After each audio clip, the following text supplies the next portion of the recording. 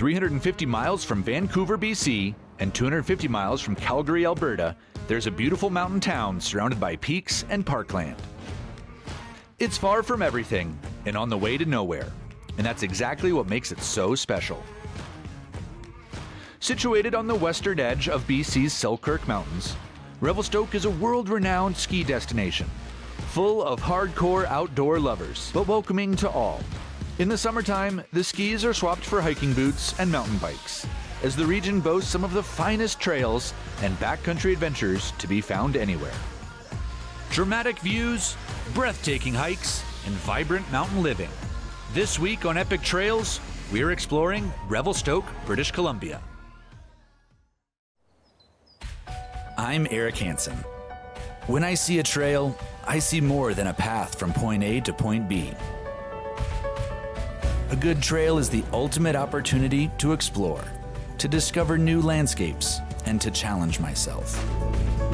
When I don't have a pack on my back, I'm thinking about my next big adventure, because my mission is simple. My mission is to discover the world's most epic trails.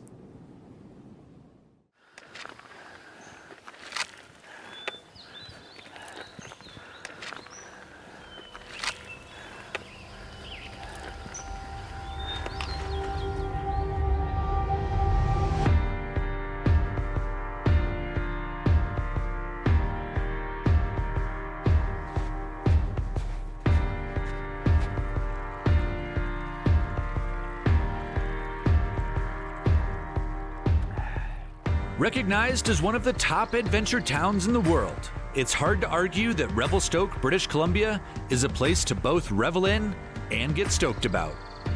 Located on the banks of the Columbia River, on the western edge of the Selkirk Mountains, Revelstoke is a classic BC ski town. But as the summer heat pushes the snow back to the summits, people are realizing that it's an equally epic summer playground, thanks in part to a world-class trail system. And so, to get my first taste of the area's rugged backcountry, I'm meeting up with local guide Snowshoe Pete from the Revelstoke Hiking and Snowshoe Company. So how long have you been out in Revelstoke? 7 years, 8 years. Yeah. What brought you out here? Mountains. First time I ever flew over the mountains, I went to Victoria when I was like 13 years old, and Yeah. And as soon as we got off the plane and I just saw like the coast and the mountains and the big trees when I was a little kid, I knew I had to be here. So it's it's best mountain town I've ever spent time in. Yeah. Perfect. Geez, hell of a place up here. That's not so bad. You lead the way. I'm leading the way? Yeah. Oh, this is a bad start.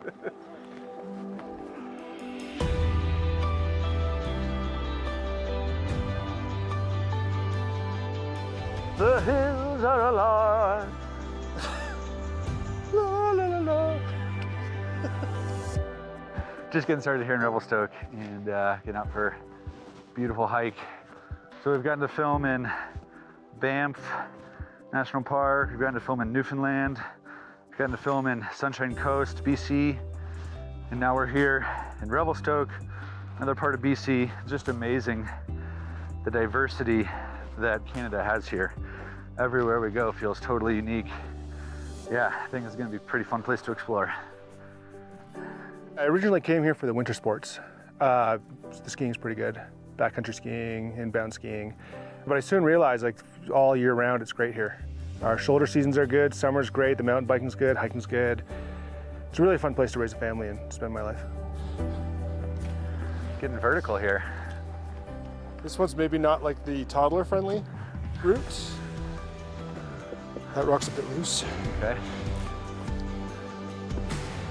So is that one. You know what? This whole thing might be a little bit loose. I started Revelstoke Snowshoe Company about 7 years ago here. It offers people access that otherwise really don't have access to winter landscapes. If you're not a big skier, you might never really get out in the forest up in the mountains, but snowshoeing is a great way to do it.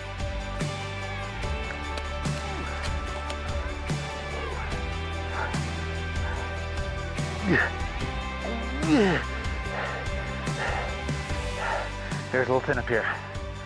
Gotta work a little hard. All right. What do we see from here?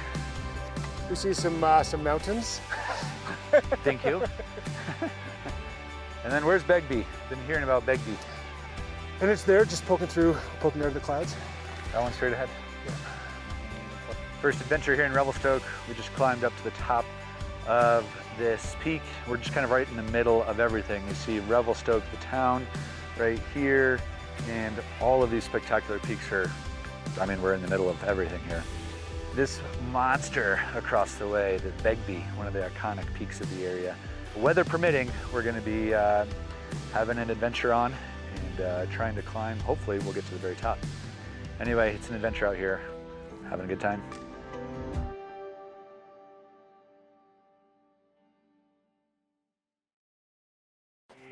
Surrounded by the Selkirk and Monashee Mountains, along with 2 national parks and 3 provincial parks, there's a huge amount of backcountry to explore around Revelstoke. Before heading out on my next adventure, I meet up with local park ranger Claire Seaver on the Inspiration Woods Trail to learn a bit more about where I'll be hiking next. So is this trail or this place have a special meaning to you?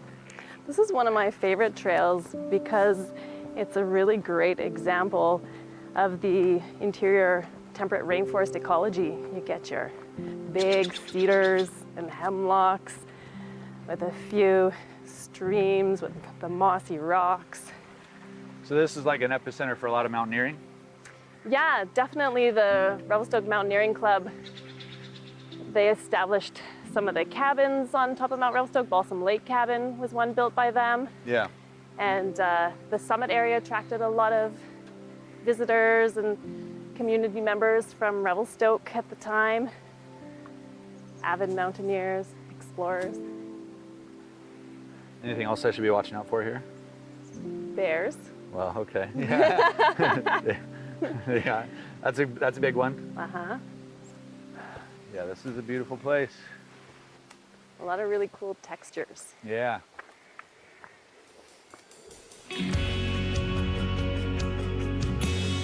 So I just met up with Emily. She is a local mountain guide here in Revelstoke. And together we're doing some hiking. We're going to be spending the night in a mountain hut. And we're checking out the Illecillewaet Glacier. And so now the proper adventure begins. We're out hiking and going to be in the backcountry for the next handful of days. I think people are often quite surprised when they come here. You always hear about the Canadian Rockies, and Revelstoke is still a bit of a hidden gem on the map in terms of for hiking at least. And 45-minute drive east of us, we have Rogers Pass, which is the heart of the Selkirk Mountains. Big mountains, big glaciers, big rugged peaks. I think people are blown away that the access you actually have here. Woo! That's a bit of up. A little bit of up.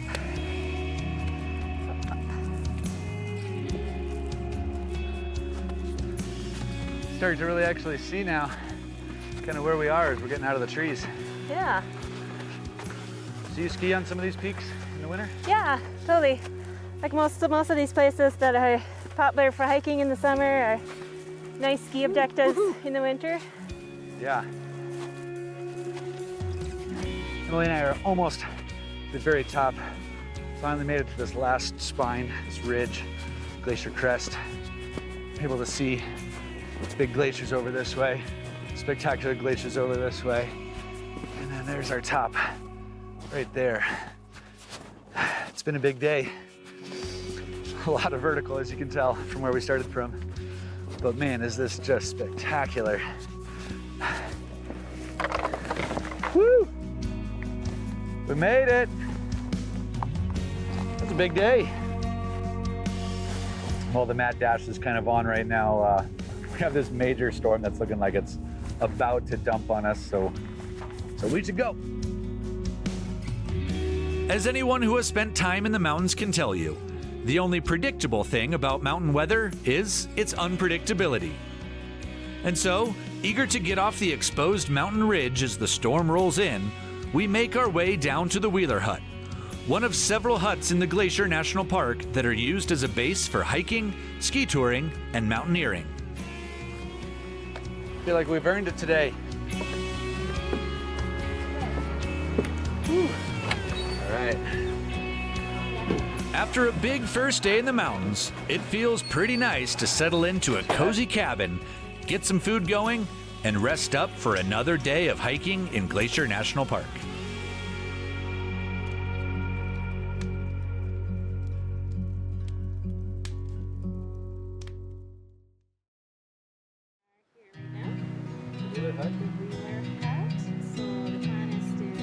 The storm has passed, and conditions are looking great to head back up the mountain. Today, the mission is to hike to the base of the Illecillewaet Glacier, which is about 6 miles away and a long way up.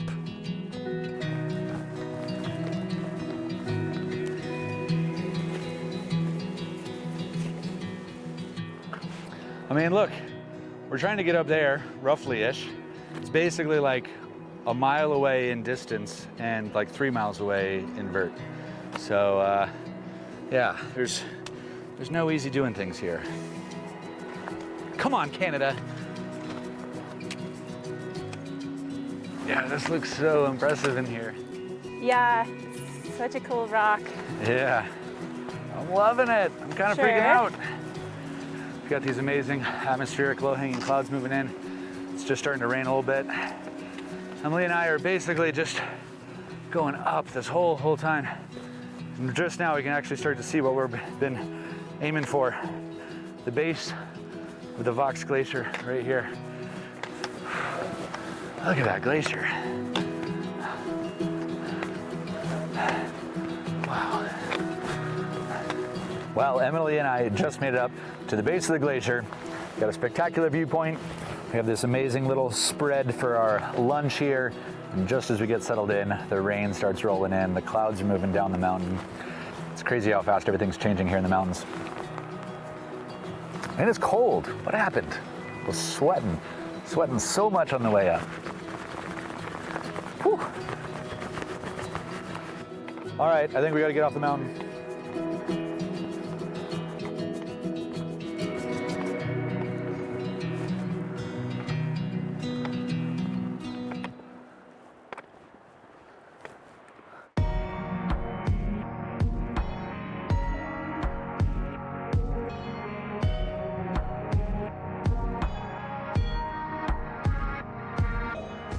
Back in Revelstoke, I'm meeting up with Mike Bromberg from Revelstoke Backcountry Guides. Together, we'll be setting out to climb Mount Begbie, one of the many popular alpine climbs in the area. But before heading out, we need to get accustomed to climbing together. So we head to Waterworld, an incredibly scenic rock wall that provides great multi-pitch climbing. Yeah, so Mike and I are just dropping in and really getting into the heart of what we're gonna be doing. We haven't even started climbing yet, but it's already feeling pretty serious up here. It's definitely a combination of excitement and nerves. This is spectacular setting, beautiful place to be, but it's also pretty intense up here.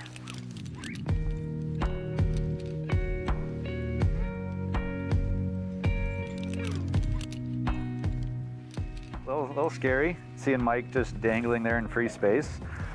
As soon as you are actually working your feet over that edge and you gotta commit, it's your stomach kind of goes up into your throat a little bit, but as soon as you actually are hanging there, it's just fun.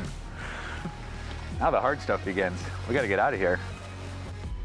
It's gonna be great to get to know each other climbing out here. Right. Like, it's the first time we've climbed together. Yeah, this is the best first climb together. I think it's a great place to start. Yeah. It's gonna be sweet. Right on. I'm so psyched.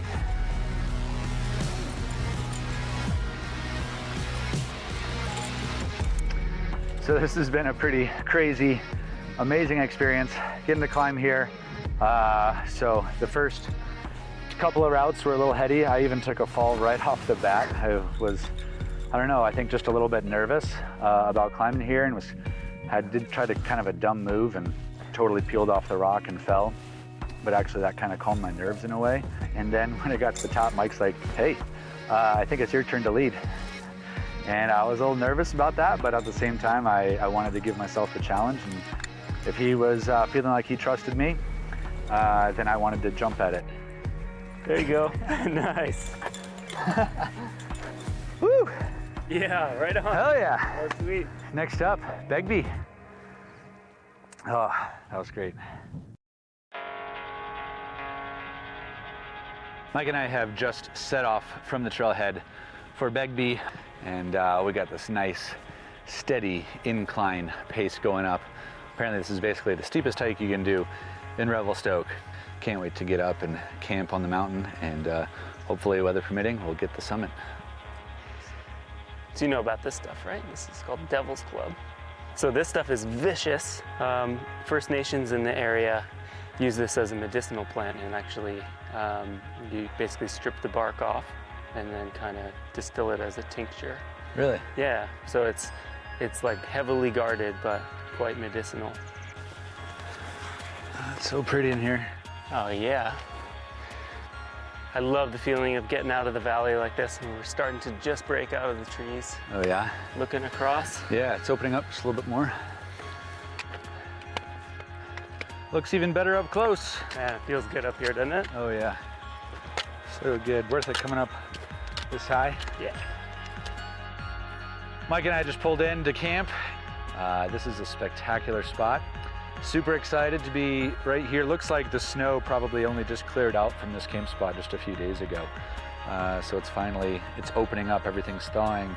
And tomorrow morning, early, alpine start style, we're gonna be making our way up that and climbing up the ridge to the summit of Begbie. Yes, Camp food, when done right, can be one of the greatest joys of the outdoor experience. Fortunately for both Mike and I'm not the one doing the cooking. We're being spoiled on this adventure because Shasta from Flexpeditions has joined the trip, and she is treating us to some gourmet backcountry meals.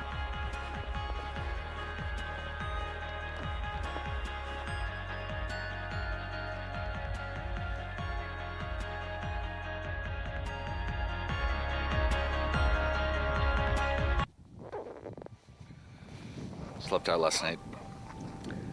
It's actually a really amazing night, despite the fact that it was very short. But there was the Milky Way floating overhead all night. Just a few minutes ago, the sun just cracked the horizon, and that was our alarm clock for getting up to the summit. So I think we got some tea starting to bubble away, and we'll get the day started.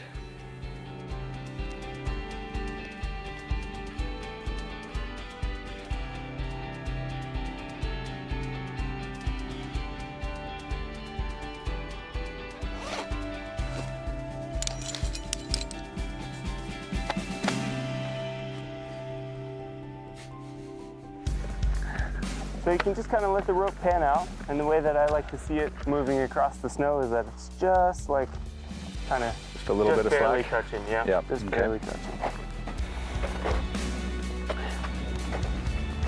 Perfect.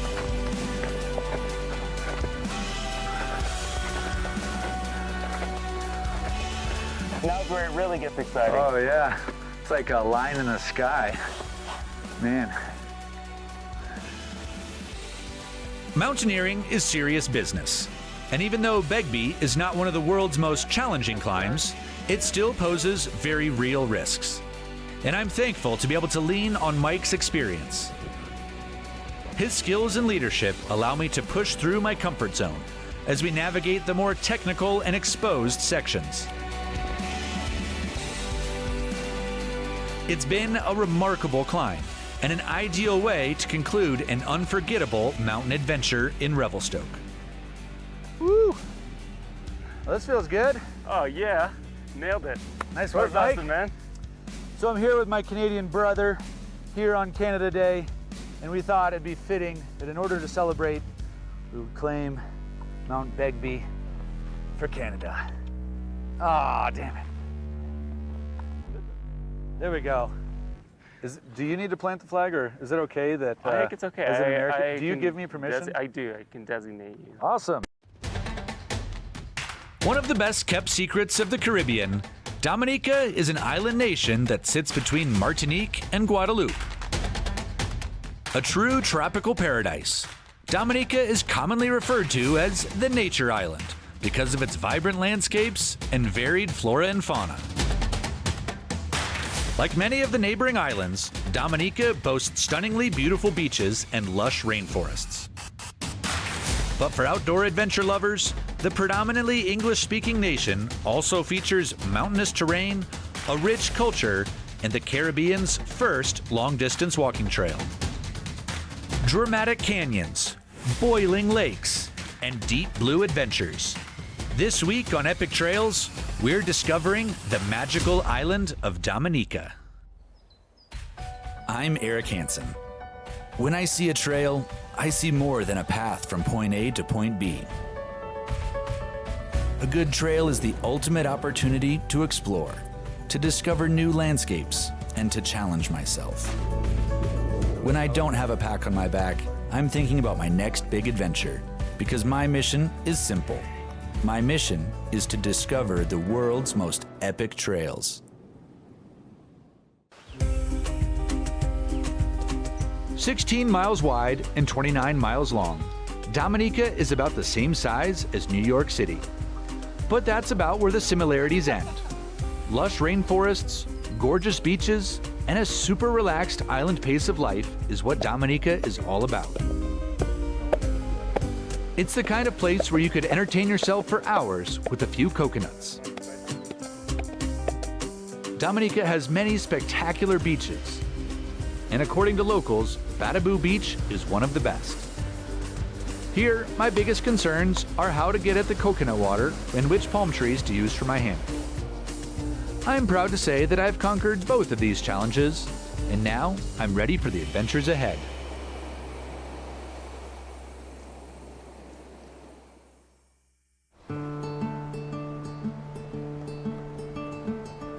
So today in Dominica, I'm getting to hike one of the stretches of a trail that goes north to south or south to north through the whole network of the island. So I've just met up with Derek. He is one of the local indigenous people from the Kalinago tribe, and they are native to the Caribbean islands and specifically here to Dominica.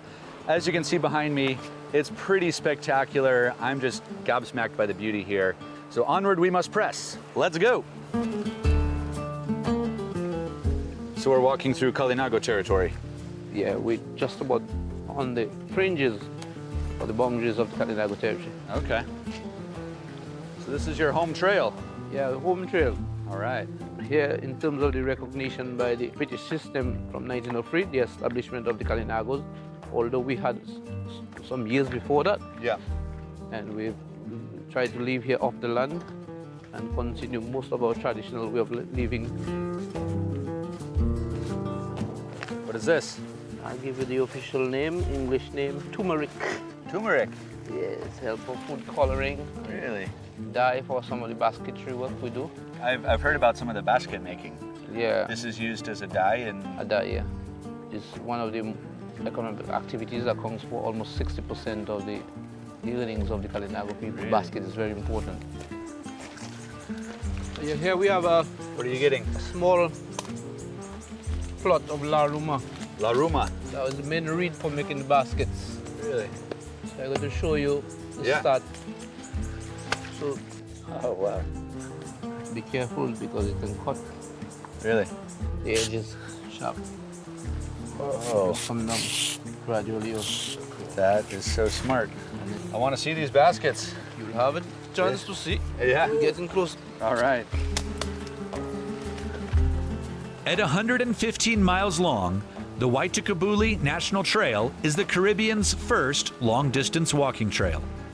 It was created to allow hikers to cross the island by foot and see many of the island's highlights and local lifestyles. Wow. Hey. The whole trail is special, yeah. but the section that passes through the indigenous Kalinago territory is particularly fascinating.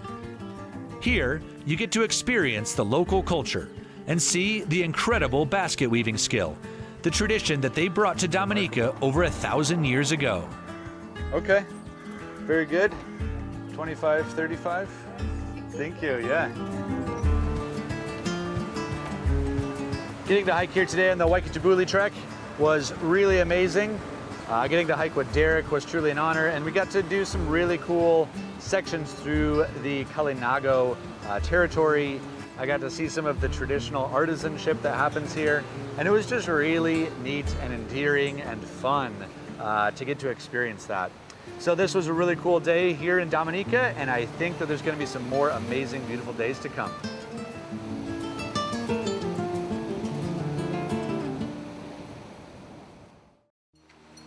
Sorry, I missed some stuff. Well, you get ready here. What's your name? Eric. Eric. Okay, Eric. How are you? What's your name? Naji. I am super psyched up for today. I just met up with the guys from Extreme Dominica, and I get to do my favorite thing. I get to go canyoneering. It's like the thing that is hands down my favorite activity, and getting to go into a gorge, flowing water and waterfalls, it's going to be an experience unlike anything else. I'm a little bit nervous, but I'm really excited for what this adventure is going to have in store for us today.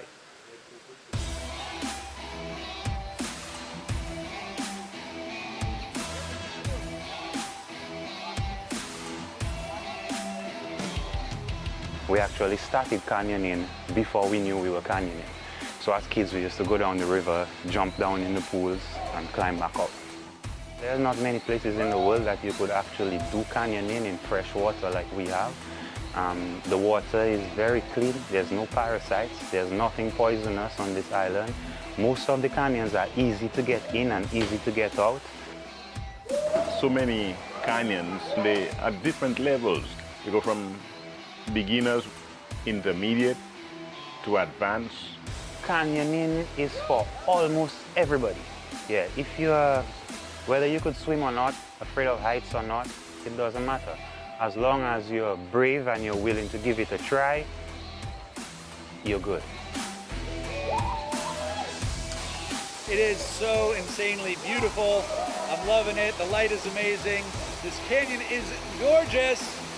We got a full day of adventure ahead. Super psyched. Getting to work with people who canyon here for the first time is awesome. Most of them, they're not sure what they're really getting into. They don't know what to expect. We get them dressed, we go into the canyon, and as soon as we get there, even before we do that first drop, you know, their jaws drop, eyes open, and everybody's like, wow. So that's a good thing.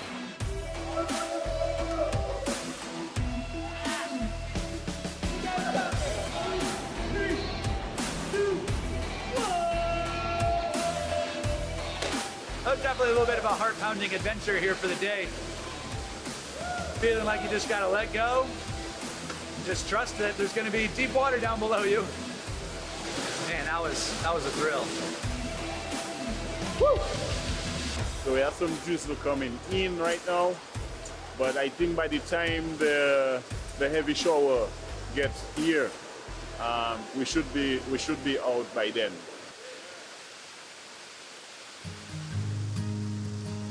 As a light rain begins to fall, we continue down canyon to what I've been told is the granddaddy of grand finales.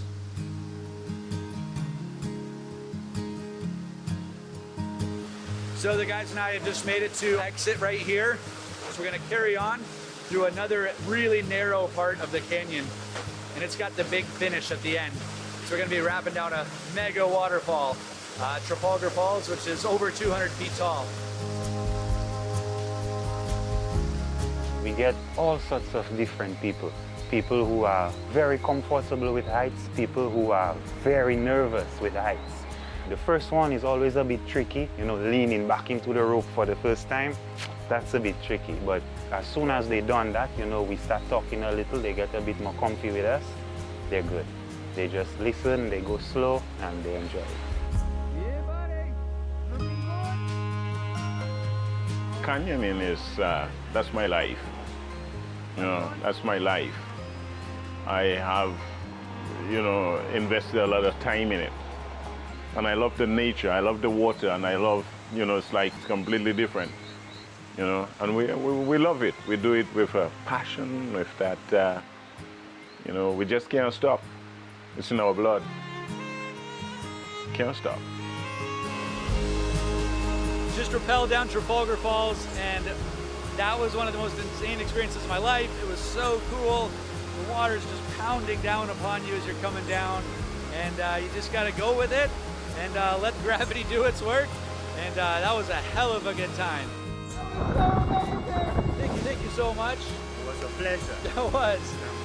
Jeffrey? I loved it. Yeah, yes, man. That was so good. Hell of a time canyoneering here in Dominica. So good.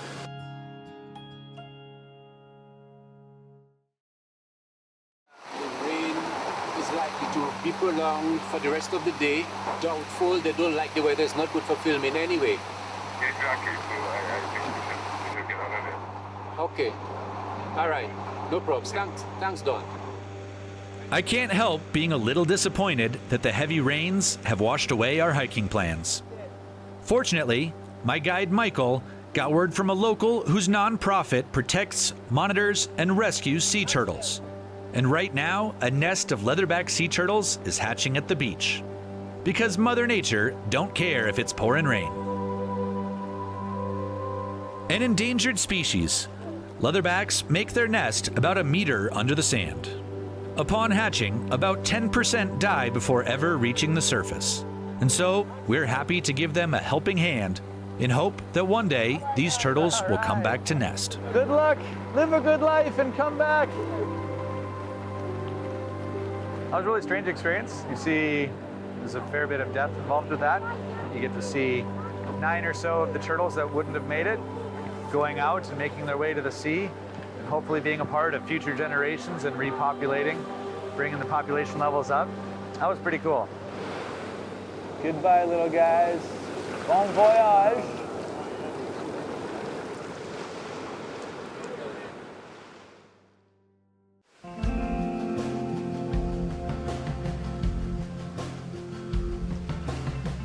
As the storm clears, Mike and I set out on one of the most iconic hikes in Dominica, to the Boiling Lake, through the Valley of Desolation. The 5.5-mile return hike is challenging at the best of times, but with the recent rainfall, it's a particularly muddy and slippery trail. Despite the conditions, it's a beautiful hike, which winds through the rugged and lush landscape that defines a large part of the country. Are we almost to the top of the mountain? I'm getting there.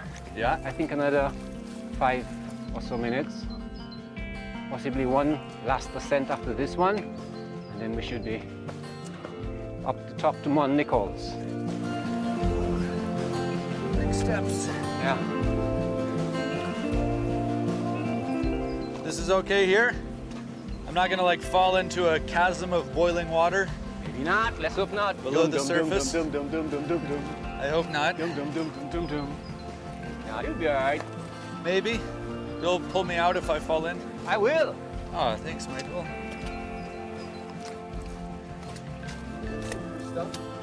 Are we entering the cauldron here? Getting there. Yeah, very slowly. We have another very steep drop before we begin to enter that area. This is the kind of the cauldron, beginning of the cauldron right here. Yes. What we see. Yeah. These are all flooded fumaroles, just like the Boiling Lake. Yeah. So this will be a mini version of what we're going to see, which is the Boiling Lake. Okay. And all the streams, all the surface water that goes here, it's heated up by that fiery stuff underneath the Earth's surface. Magma? Magma, that's what it is. Yeah. That's what the scientists call it. Wow. Yep. Wild place here. So this is the Boiling Lake. Yes, it is. It's a pretty wild place. Yes. Okay, so this is just a basin. It's a flooded fumarole, and the molten magma, the hot stuff underneath the Earth's crust. Yeah. As the water seeps through, it contacts with the hot air rising, and it bubbles it back up. So it's always grumbling, it's always bubbling, and always boiling, always hot. Michael and I just finished a hike up to Boiling Lake. And literally behind me is a lake that is literally boiling, literally. The hike here was fascinating. We hiked through the Valley of Desolation. There's just all these hot springs and steam vents everywhere here. So this place is alive and constantly changing. And I've never seen anything quite like it. Hey, well, this is awesome. cool. Yeah, thanks for showing me this place. Well, I'm happy that you guys came. Should we head on? Yep. Maybe head back. Okay. I'm pretty convinced that today is going to push me further out of my comfort zone than I've ever been before. I'm going freediving. Freediving involves the extremely unnatural act of diving as deep as you can underwater on a single breath. So you're gonna be doing a breathe up as we were doing on the yoga mat over there. Yeah. Just holding onto the line. Free equalization, remember? On the surface, equalize Little once. extra out. Yeah. And then you go down. Okay. Okay? Let's do it. All right, let's do it. This is a pretty crazy experience, that's for sure. Unlike anything I've ever done. To say that I'm nervous would be the ultimate in understatements. But with Jimmy's coaching, I guess I'm willing to give it a shot. Now all I need to do is relax my mind and body and let myself fall into a meditative-like state and not worry about the crushing weight of the ocean on top of me.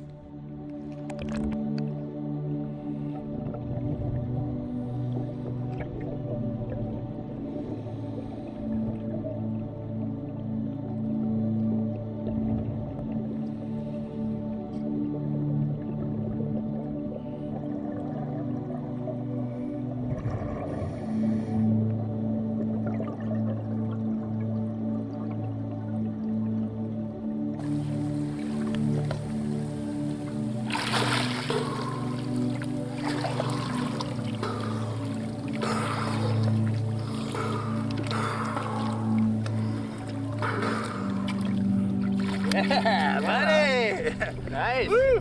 That was 7 meters. Hey, all right. And 47 seconds. 47 seconds underwater. Okay. So it's all comfortable the whole time. Just getting down in this blue state, all these fish down there, and just trying to be calm. I've never really practiced this breathing and then just all of the compression that's going on, but it's actually quite soothing in a way. Next time, I want you to really focus on your chest and belly, that they are as soft as possible. Do it again. Okay.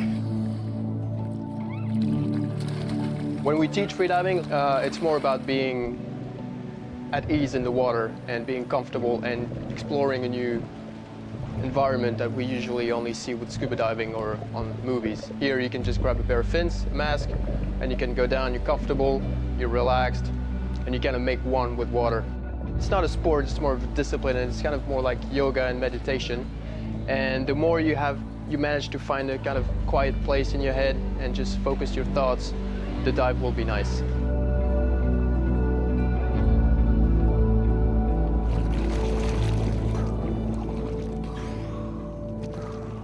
$13.5. All right.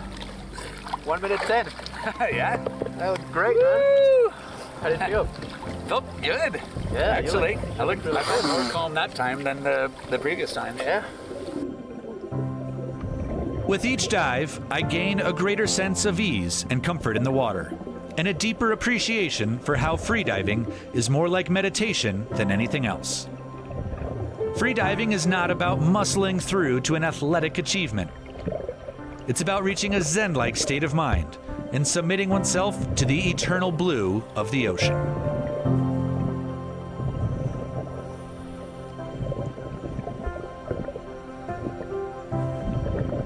In just a couple hours, I find myself reaching depths I never would have thought possible.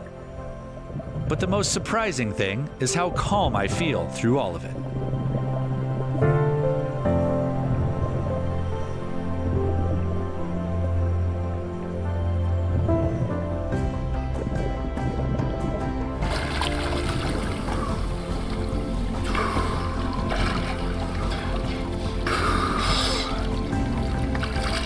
Move. 17 meters. This is so sick. Woo! 0.3. 0.3? Yeah. That shit's 17 meters underwater. Did not think that was going to be possible. That's cool.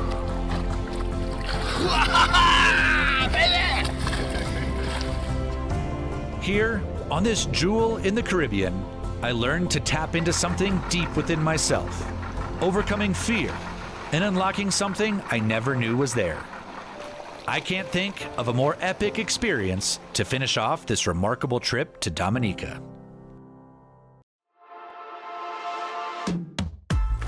Known for its spectacular landscapes and outdoor-loving lifestyle, Colorado is one of the best adventure travel destinations in the world. At the doorstep of the famed Rocky Mountain National Park, you'll find Estes Parc, a small but lively mountain town with majestic views in every direction. With over 300 miles of hiking trails, world-renowned rock climbing, and a growing network of fast and flowy mountain bike trails, it's no secret that Estes Parc is an outdoor lover's paradise and the ideal base camp for mountain adventures. Rugged landscapes, wild adventures, and breathtaking views. This week on Epic Trails, we're exploring Estes Parc, Colorado. I'm Eric Hansen. When I see a trail, I see more than a path from point A to point B. A good trail is the ultimate opportunity to explore, to discover new landscapes, and to challenge myself. When I don't have a pack on my back, I'm thinking about my next big adventure, because my mission is simple. My mission is to discover the world's most epic trails. A 90-mile drive from the city of Denver, Estes Parc sits at 7,500 feet above sea level, in the heart of the Rocky Mountains.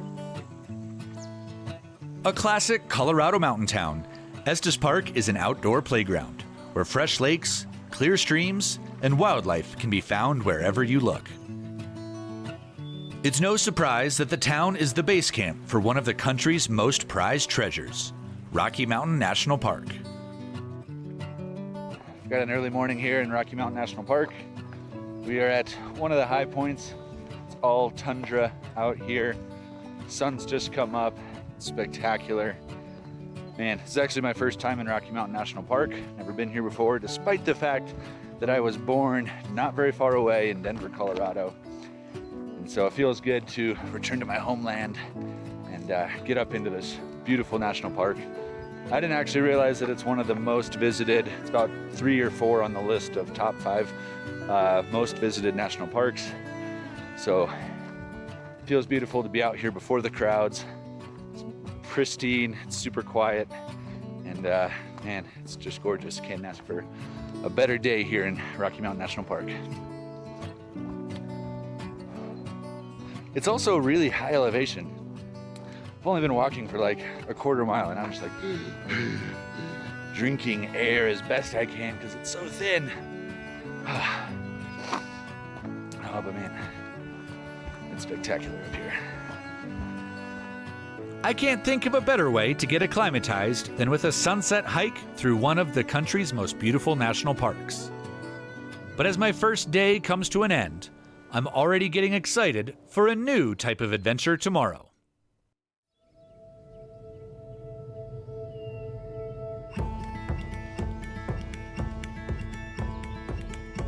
I am looking forward today. I'm meeting up with a guy named Tim, a local legend, a cowboy, and all of this property is his. We're gonna be riding some horses, and I don't have a ton of experience riding horses. I'm from Arizona, the land of cowboys, but I've only ridden horses maybe 4 or 5 times in my life. So I think it'll be a pretty interesting day here in Colorado.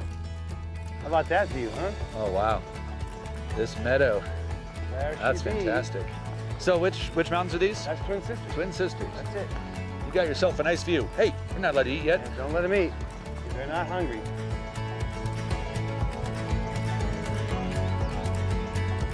You got a good scheme here. It's fun, isn't it? You found a way to make a business of being in this spectacular spot.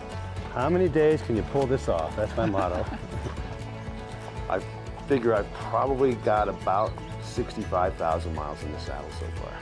A lot of time in the saddle, all at 3 miles an hour, you know, life at 3 miles an hour, that's my motto. But yeah, it's, you know. That's a lot of hours. Yeah, a lot of time, just cruising, you know. I've solved every world problem there is. Getting a good day on the horses here. This is JD. Tim's showing me the ropes and the reins here. And we're getting to ride around through some of his property here just outside of Estes Park, and cannot be more impressed with the landscape. Not hearing any of the noises, but the noises that you're making that the horses are making. It's truly a spectacular experience. It's a spectacular day in the mountains.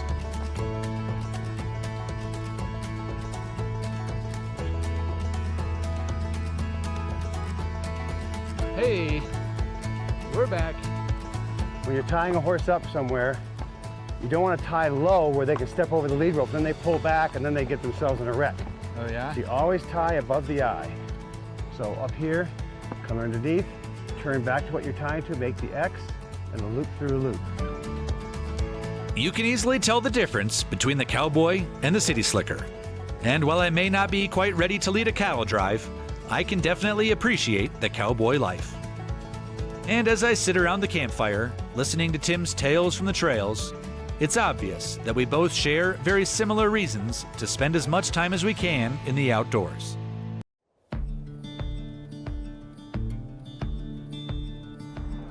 It's no surprise that one thing that the Rocky Mountains are world-renowned for are its rock. And that's not just because it makes the landscape so dramatic.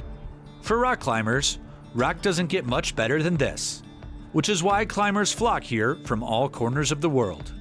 But you don't need to be a hardcore rock climber to get your adventure fix on the incredible rock faces that surround Estes Park. So we're here at Chile Camp in Colorado, and this is a really well-known summer camp.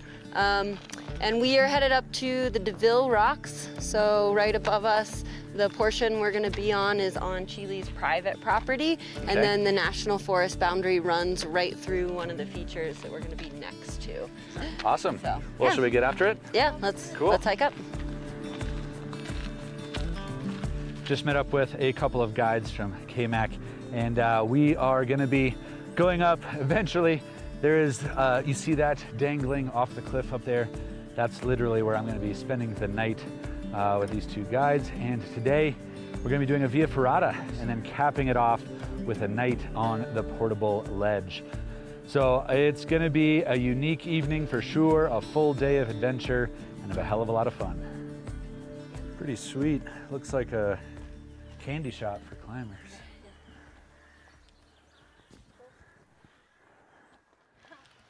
Since I'm here, Callie, I'll go ahead and take the lead for this section. You can bring up the rear, and then, yeah, we'll see you around the corner. Okay, brilliant. Yeah, so this is the traverse, and this is a really cool section because of the natural rock ledge feature here. Yeah. As we get up, we get into a more exposed alcove, and then we move into our vertical sections where we really start climbing some towers and features up to the summit of this rock. Very cool. Yeah. So we're really just getting started here on the Via Ferrata. Vanessa and Callie are showing me the ropes and how to do things up here. This is just a spectacular experience. All of this overlook is incredible, and the rock is beautiful. Just loving my experience up here. Can't wait to get on this more vertical stuff and see what adventure lies ahead. So Eric, as we get into this vertical terrain, okay, you've still got the cable next to you to clip to. Yeah. And then you can clip to any of these ladder rungs. So clipping as high as you can reach is gonna minimize your fall potential. Okay. Clipping both to one ladder rung is fine, but it's a little better to have two different points of contact here. Okay. Since the cable has multiple stanchions connecting you to the wall. Gotcha.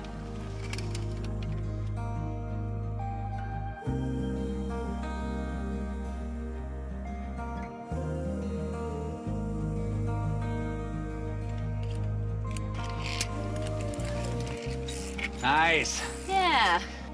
That's a fun stretch. Woo! It's cool. They'll just like look straight down between your legs. Uh-huh. Just see the chasm below. Really cool. We climb through cracks, along exposed ridges, and straight up vertical cliff faces. Via ferratas are such a cool way for anyone with an adventurous heart to experience the mountains. You get to test yourself, push through your fears, and reach incredible heights, all while clipped into a safety line. I can't get any further away. Oh, we got the shot. We got the shot. That was such a good day. Yeah. It's Woo! awesome. Oh, yeah.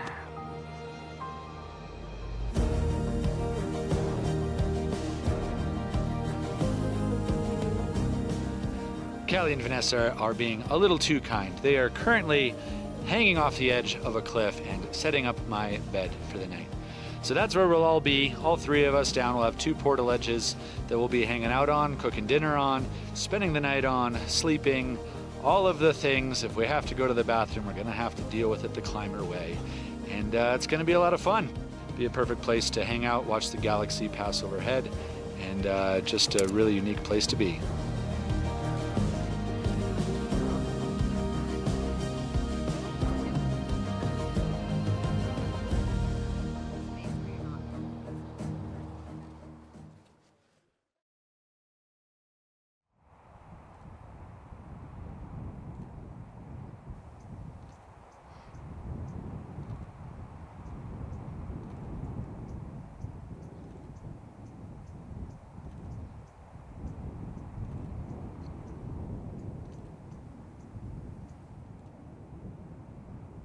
Had a great night out here. It was beautiful just watching the stars go overhead all night. The galaxy was looking mighty fine. Did get a little windy, so that was kind of rustling the portaledge a bit, and you know, so it's an adjustment to get used to sleeping out here. But it was beautiful, and woke up to a really nice sunrise and some good coffee, so couldn't ask for a better day. Woo! That was an experience. Yeah, baby. So cool. It was. Then I also heard that Colorado's back in drought again after the dry summer. That's true. I just met up with Shannon from Estes Park, and we are now on the outskirts of Estes Park in the Cruiser Rocks Trail area. And this is a really cool area, beautiful trail. You can see there's lots of really cool rocky areas around, and just fantastic viewpoints everywhere. And we're right on the edge of the Rocky Mountain National Park, and it's really cool just to be able to finally get out and actually hike and see what this amazing place has to offer. There's a really great loop from the Lumpy Ridge trailhead, which is in National Park, but yeah, it's kind of slightly lesser traveled. This is great. Yeah, a little afternoon shower is pretty pleasant. Yeah, I'm loving it. Cooled things off a bit, feeling good. Almost right on schedule. That's quite a view. Not too shabby. Yeah. You see pretty much the entire Continental Divide. That's all the Continental Divide right there? Yeah. Wow. Oh, it looks like the first bit of fall color. Yeah, it's starting to get pretty. Yeah, starting to get pretty. It already looks pretty dang good.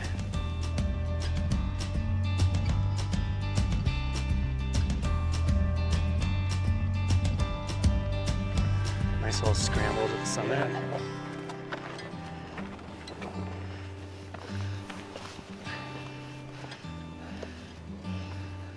Oh, this is sweet up here. Pretty awesome. Yeah, this is a great payoff. I think it's got to be one of the best, if not the best, 360 views around Estes, especially for the mileage. Yeah, you don't have to work too hard for it, but man, this is a hell of a view. You're a lucky guy.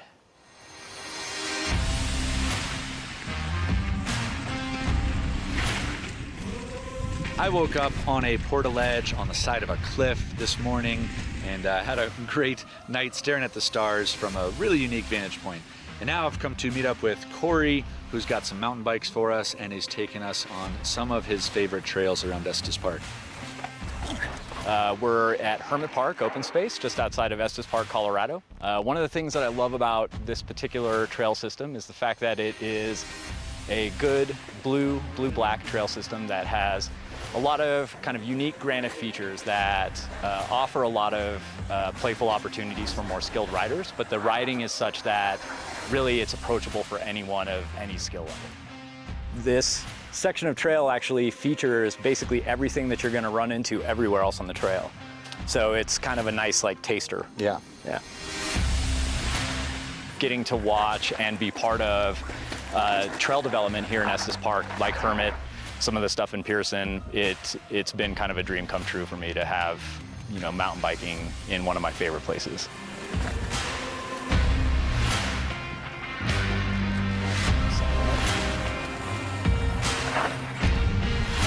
It doesn't get better than mountain biking on fast, flowy trails through the Aspens. Of course, Colorado has long been home to world-class mountain biking. But the trail development here in Estes Park is relatively new. I think mostly because there are so many other amazing activities to do here.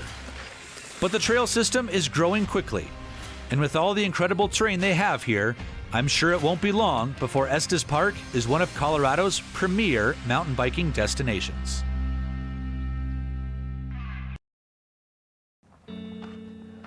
Colorado has been on the forefront of the climbing and mountaineering scene for years. And with a number of classic climbs within easy reach of Estes Park, it's no wonder that climbers from all over the world flock here. Is that one Edge of Time right here? That would be the Edge of Time. I think I've seen that in a magazine or a catalog. It's on the or cover something. of at least like 2 or 3 guidebooks. Yeah.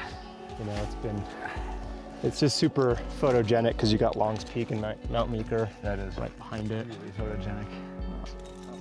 Yeah, I mean, this is a classic climb here. I've definitely seen it on covers and catalog shots and all sorts of stuff, and friends that have come out here to climb it. So it's one that I've been interested in, but I hear that it's a bit of a head game. I'm gonna give it a go though today and see how it goes. It looks beautiful, super inviting climb. Should be good. All right, well, let's gear up. Okay. If there's a pitch to do here, it's this one. This is one? Yeah. Okay. Well, I'm stoked. I'm gonna watch you at work, take some notes. All right. See how we go. I'll try to make it look good. We'll see. Do your best. No pressure. So yeah, this one's mostly about balancing on these little footholds, getting into these spots where you're just like balanced on one foot at a time and small little weight shifts back and forth. The Edge of Time's probably the most classic pitch up here at Jurassic Park, and I'd say most of the climbers that come up to climb at Jurassic Park want to get on the Edge of Time. Mostly because it just looks cool. It's a striking line. It's just a arête, and Long's Peak is in the background, and it's photogenic, and it's graded 5.9 on the difficulty scale, which is kind of on the upper end of intermediate. The difficult part's near the bottom, and then after that, it's a little easier and kind of just a fun cruise all the way to the top. I think I want to give it a shot, but yeah, it's gonna be. It'll test me, I think, a little bit mentally. Yeah. But I think I can do it. Yeah, I think so.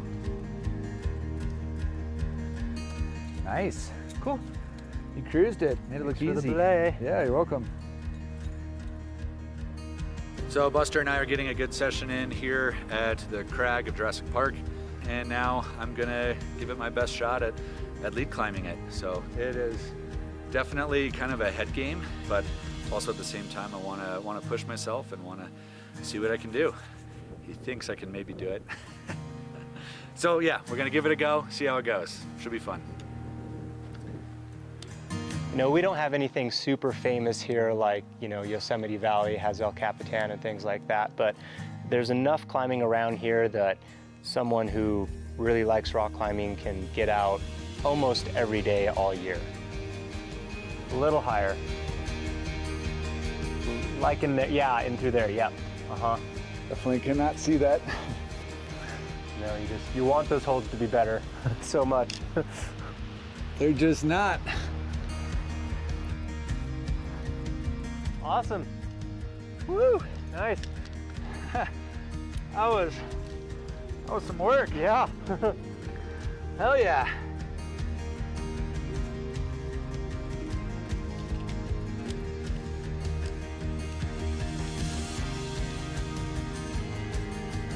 Okay. Awesome. Woohoo! Yeah, baby. Oh man, that was definitely nerve-wracking in there. It's easy to feel like climbing is all about pushing yourself to the max.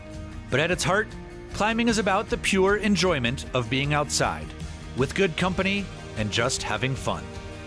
I guess the same can be said for any outdoor adventure, which is why this trip has been such a great experience. From camping on the side of a cliff, the rugged network of trails, and a breathtaking climb up the edge of time, Estes Parc encompasses the true spirit of adventure.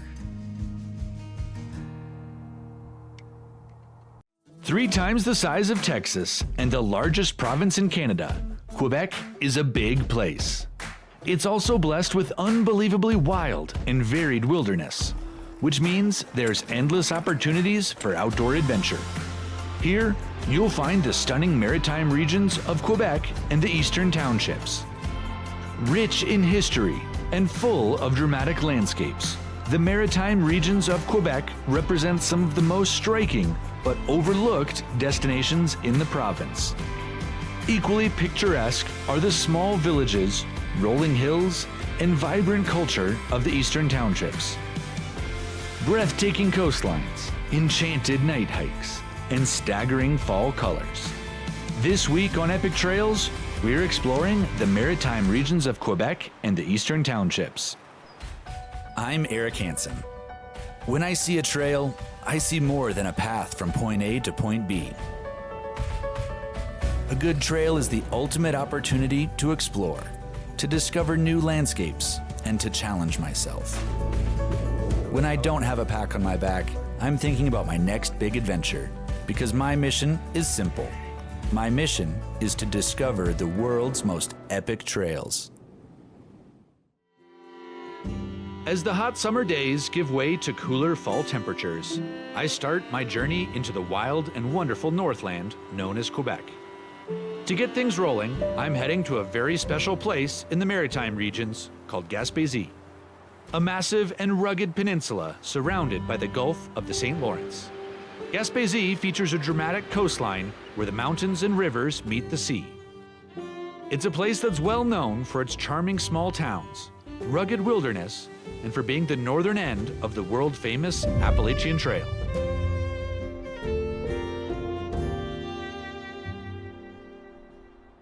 So today I'm doing the Traverse de la Gaspésie, and it's basically a self-challenge to do what you can. So a lot of people are hiking, but I'm going to be choosing to run this stretch of the trail. So it's 24 kilometers long. It'll be the longest I've actually ever gone for a full run. It's fall, it's beautiful, it's feeling great, and I cannot wait for the challenge and to be up in the mountains with all these people doing something really cool. Traverse la Gaspésie has been running for 17 years for the winter versions, which is cross-country skiing and snowshoeing. And for the hiking and running, it's the 6th one. We offer like 15 to 20 kilometers per day to show up like the best part of the Gaspésie, and the trails change every year. Bonjour. Just started the Traverse today, and you can kind of see how much we've come out of the where we started. It's just been up, up, up so far. So we still have a long way to go, and just getting a taste for what this trail has to offer.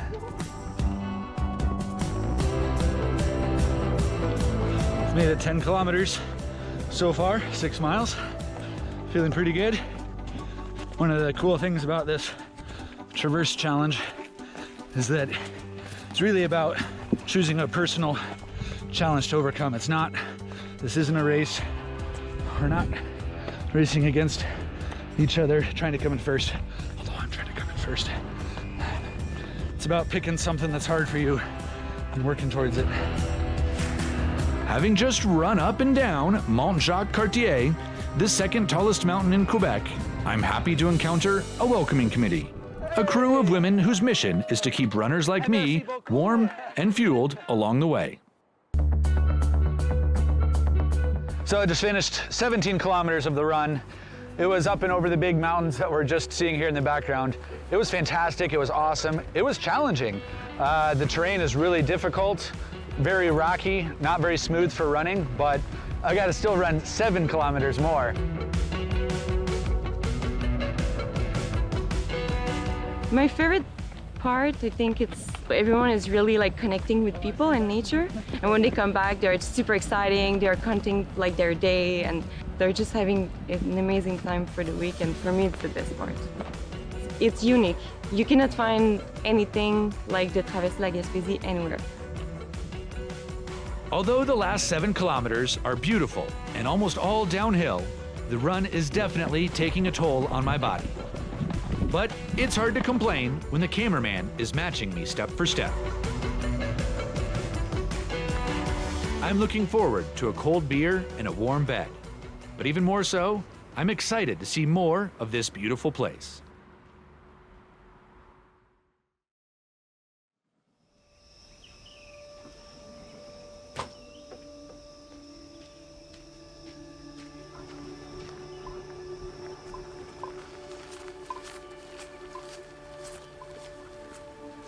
So I had a super early morning this morning, trying to time this hike around this headland here in Parc National du Bic to time with the tides. So basically there's really massive tides coming in and out here at the St. Lawrence. And there's a really impressive feature that sticks out into the water here. And so you can only do it at low tide. So I'm just gonna come out here, make some coffee, watch the tides roll out, and wait for my opportunity to move around this really impressive rock feature here, and then continue on this loop trail. With an area of only 13 square miles, Parc National du Bic in the Bas-Saint Laurent region is tiny. But it doesn't take me long to realize that what it lacks in size, it more than makes up for in grandeur.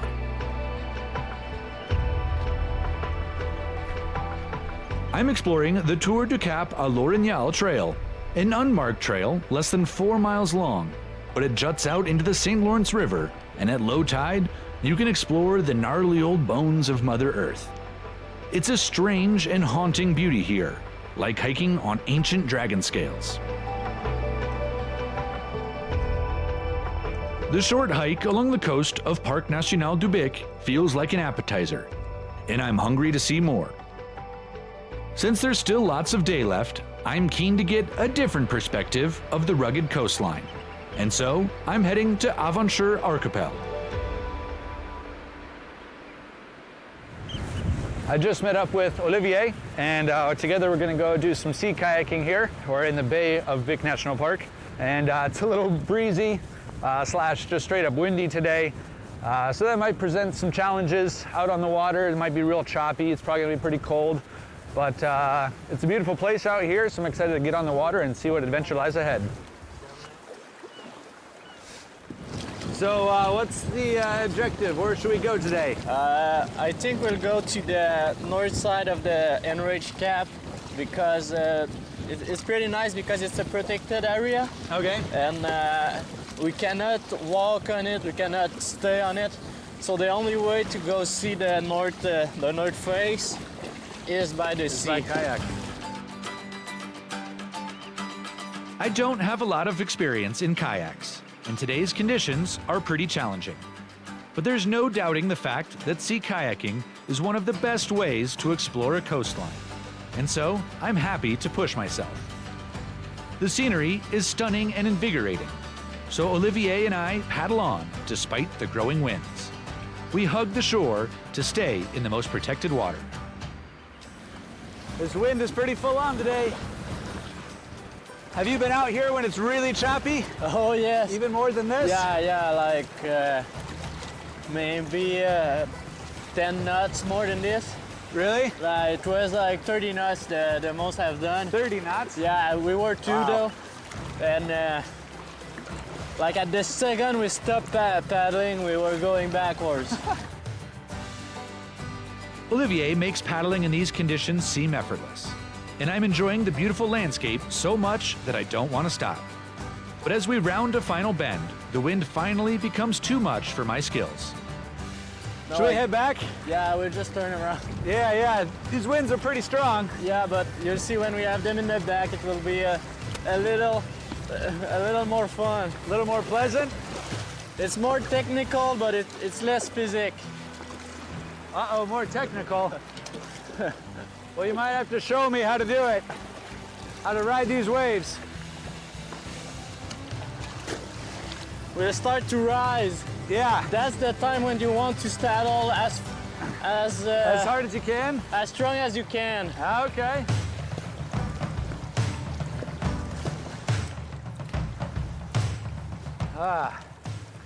Wasn't that calm? That was so nice.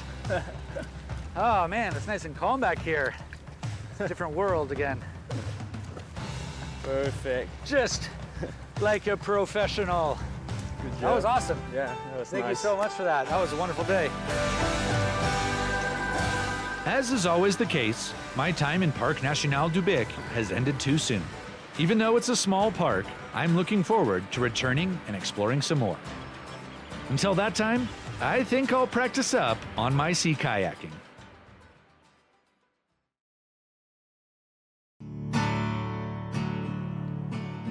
As my journey through Quebec continues, I find myself in the Eastern Townships, a part of the province that's known for its charming small villages, incredible food, and breathtaking wilderness.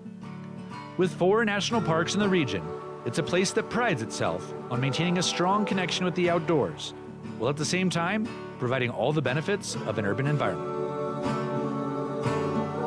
It's fall, and with the sprawling, deciduous forests, this is the type of place that would make Thoreau jealous.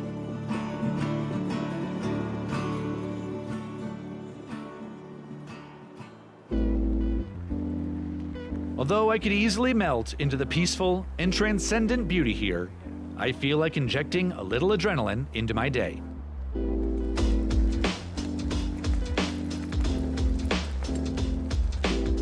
Mountain biking is one of my favorite ways to get my blood pumping, and Quebec is a surprising, at least to me, mountain biking paradise. I'm getting into the flow with Francis, one of the trail builders at Parc de la Gorge de Waitukabuli.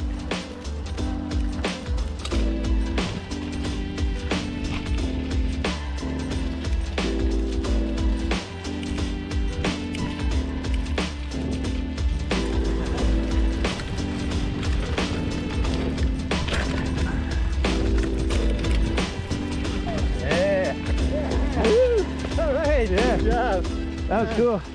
I haven't done a lot of jumps lately, so I'll do the best I can.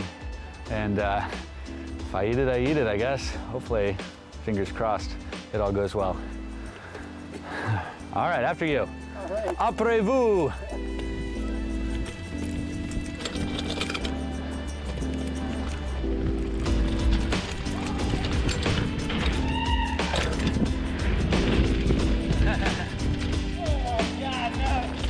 You did it. Perfect. Nice. Oh, yeah. All right. Well, Let's go to lunch. I love it. Yeah. Let's all go right. eat. All right, let's go eat. Right All on. right, Perfect. right Yeah, on. nicely done.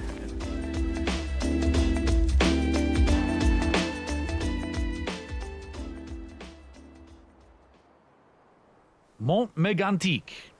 Not only does this mountain have a really cool name, it's the home of some of the best stargazing in the world. In fact, it's the world's first international dark sky reserve, which means it has an exceptional quality of starry nights due to the cold air and the protection from light pollution. Not surprisingly, people travel from all over to visit the observatory and get a one-of-a-kind look at the heavens above. So I've just made it to La Voie Lactée.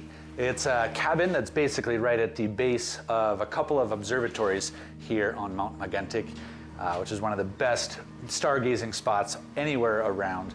And this is basically a spot where people can post up and spend the night and wait for their turns to be using the observatories. And I'm getting a chance to meet up with Guillaume, and he's gonna actually take me into one of the observatories and run me through the whole gamut of the telescopes and looking at the night skies.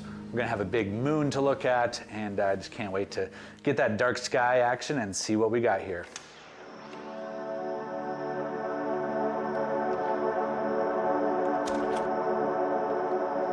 Yeah, we are in the Mont Mégantic Popular Observatory.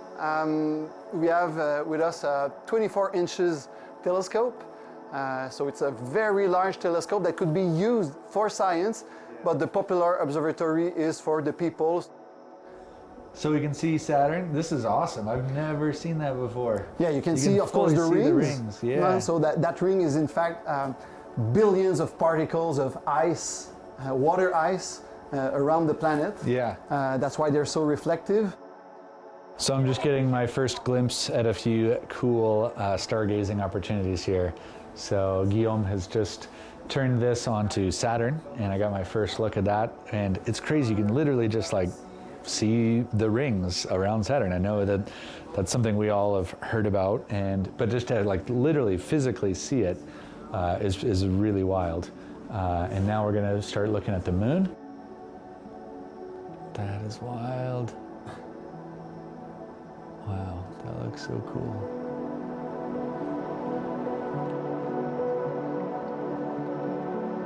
Well, fascinating. I love it. This has been so cool to actually see the moon and look at Saturn and the rings and see Vega. Thanks so much for letting me hang out in the observatory and just gaze at the heavens above. It was a pleasure. Yeah, thanks so much.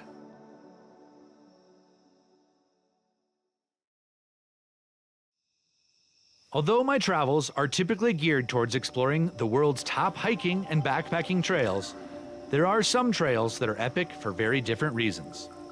This is Foresta Lumina, a magical trail along Quaticook's Canyon. So this is the beginning? Yes. And then what happens from here?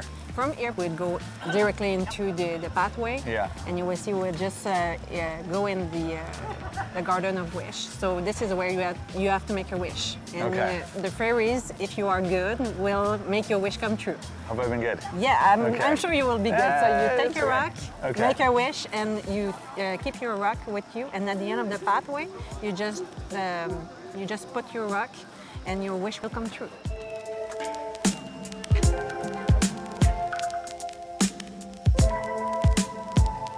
This whole concept, where did this come from? And a few years ago, in 2014, we were hoping to increase the number of visitors. And we would like to create something different that will attract people. And this is why we have this crazy idea to do something during the night. Ooh, here we go!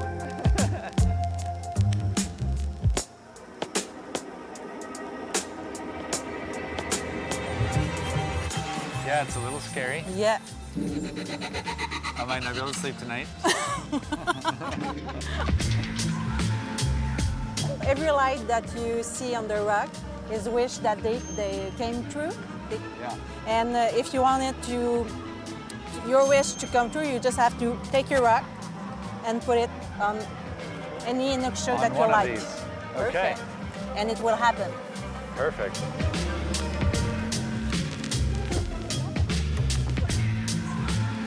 Ah, I missed it. That was so cool. That was like entering a fairy tale. I'm like a big Lord of the Rings nerd. Oh, perfect. So that was like so fun for me. We made it, you know? We did it.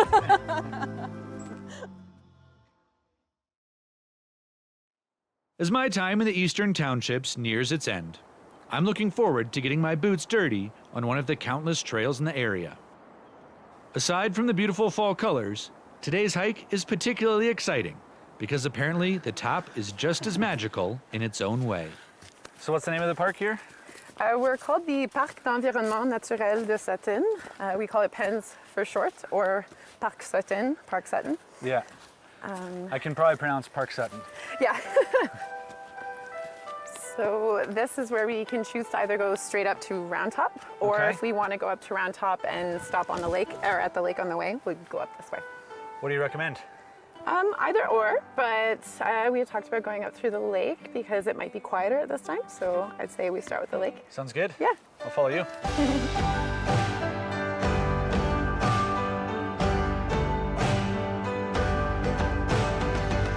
So here we have Lake Spruce. Oh, lovely spot. Yeah, it's one of the top destinations if you're going to come to the park. That's a cool spot here. Yeah, one of my favorites. Beautiful. This is a home stretch. This is? Yes, Okay. it is. We already had what we call the Stairway to Heaven back there, all of those stone steps. Yeah. And then this is kind of like that last little stretch The last push. before the money, the vista. Ooh, baby. That's a viewpoint. Yeah. Wow. So, main attraction, I'd say. This is spectacular here. Yeah. Never gets old. Quebec is a huge province with potential for adventures of epic proportions. But it's also a place with an unbelievable number of smaller, equally magnificent, and truly unique experiences. I didn't know what to expect from both the maritime region of Quebec or the eastern townships. But the beauty of the sprawling landscapes have left me wanting to explore more than ever.